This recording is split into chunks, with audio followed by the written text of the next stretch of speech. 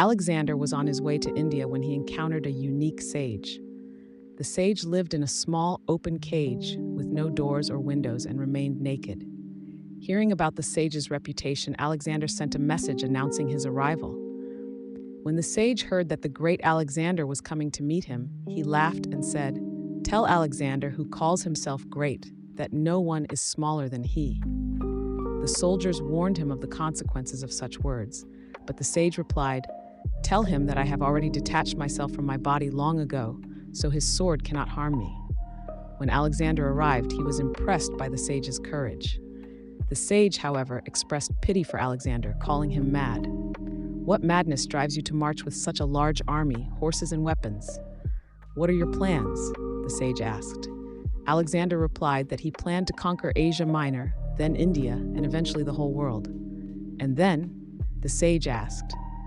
"Then I will rest," said Alexander. The sage laughed and said, "If rest is your goal, why not rest now? Why this endless running if the end is just to rest?"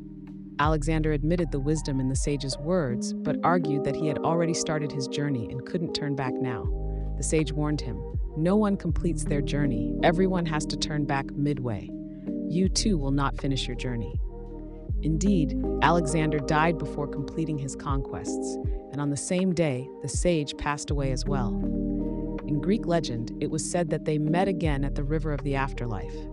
Alexander was ahead, but upon hearing the sage's laughter behind him, he turned and was startled to see him again. The sage's prophecy had come true. Alexander had not completed his journey. The sage said, "Who is truly the king, and who is the beggar? I am returning with everything, while you return having lost everything." This story reveals that true wealth and fulfillment come not from external conquests, but from the riches within. No matter what one gains in the external world, without inner peace and enlightenment, one remains poor. True treasure lies within every person, but it must be discovered and recognized to have any value. Otherwise, even with all the riches in the world, a person remains a beggar, unaware of the treasure buried within them.